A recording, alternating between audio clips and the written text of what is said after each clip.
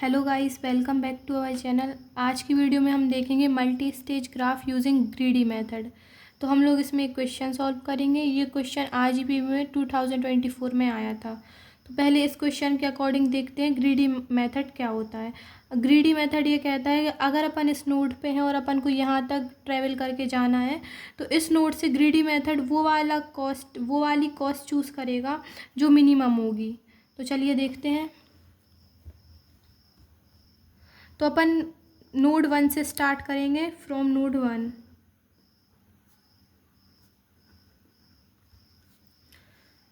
अपन node 1 से पहले जाएंगे नोड 2 पे।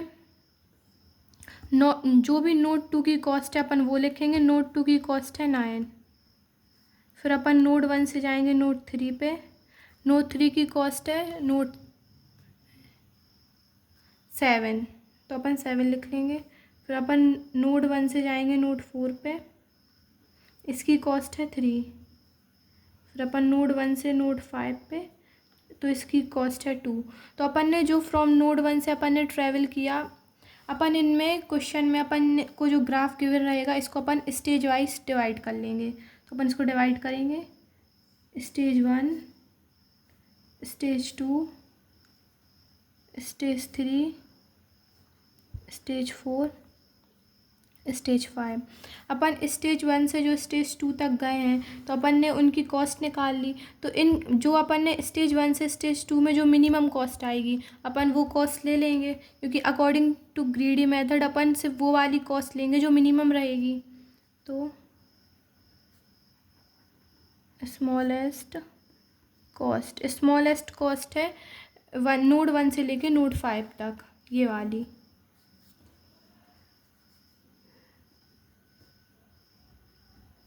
कॉस्ट 2 अपन इसको हाईलाइट कर लेंगे। अब अपन नोड 1 से लेके नोड 5 तक पहुंच गए। अब अपन स्टार्ट करेंगे नोड 5 से। तो फ्रॉम नोड 5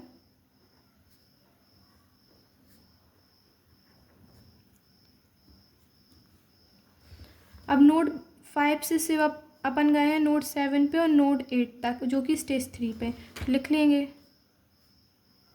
नोड 5 से नोड 7। तो इसका मिनिमम कॉस्ट थी 11,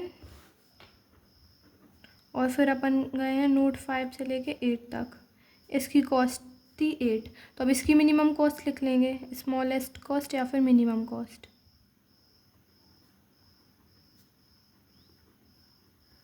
ये है अपनी 8।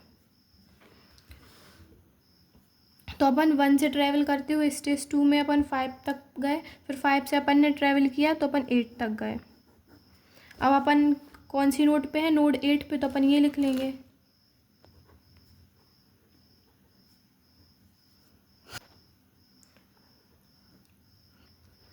From node 8। अब अपन नोड 8 से ट्रैवल करेंगे नोड 10 और नोड 11 पे, क्योंकि यहाँ से सिर्फ 2 रूट हैं। तो नोड 8 से 10 तक एंड 8 से 11 तक स्टेज 4 में। अब इनका वेट है 8 से जब अपन 10 तक ट्रैवल करेंगे तो इसका 5 मिनिमम कॉस्ट है, और 8 से 11 जाएंगे तो 6 मिनिमम कॉस्ट है। तो इन दोनों में जो मिनिमम कॉस्ट है अपन वो नोट डाउन कर लेंगे।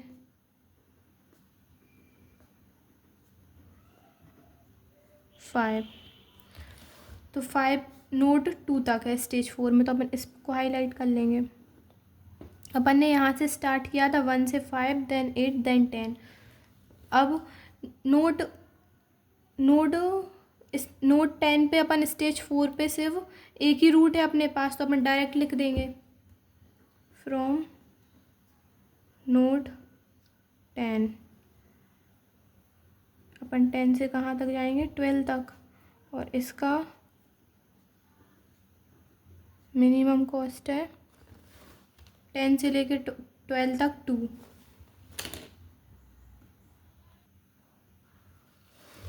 और मल्टी स्टेज ग्राफ में अपन जहाँ से स्टार्ट करते हैं तो ये अपना स्टार्टिंग पॉइंट होता है, और अपन एंड पॉइंट को इसको बोलते हैं टारगेट, और इसको बोलते हैं स्टार्ट या स्टार्टिंग पॉइंट। तो अपना जो टोटल पॉइंट,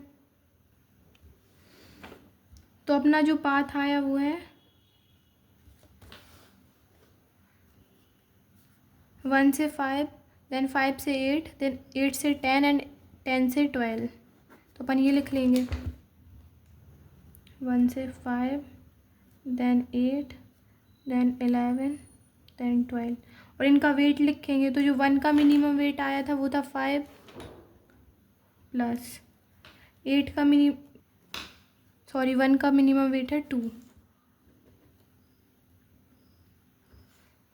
और नोड 5 का मिनिमम वेट था 8, और नोड 8 का मिनिमम वेट 5 एंड नोड 10 का minimum weight 2।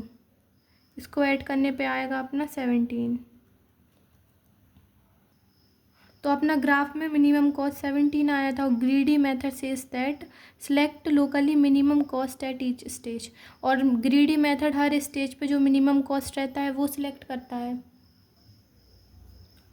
If we had use dynamic programming we would compare all possibilities. अगर ग्रीडी मेथड की जगह पे अपन डायनामिक प्रोग्रामिंग यूज़ करते तो उसमें अपन सारी पॉसिबिलिटीज़ देखते, लेकिन ग्रीडी मेथड में जो उस टाइम पे बेस्ट सॉल्यूशन था अपन ने वो लिया, and may we get the same और इवन बेटर आंसर। ज़रूरी नहीं है कि डायनामिक प्रोग्रामिंग से अलग आंसर आए, आंसर सेम भी आ सकता है और अलग भी आ सकता है। Greedy is fast but not always optimal. जो ग्रीडी मेथड है वो फास्ट है as compared to dynamic programming, but ये हमेशा ज़रूरी नहीं है कि ये ऑप्टिमल सॉल्यूशन दे। Thank you.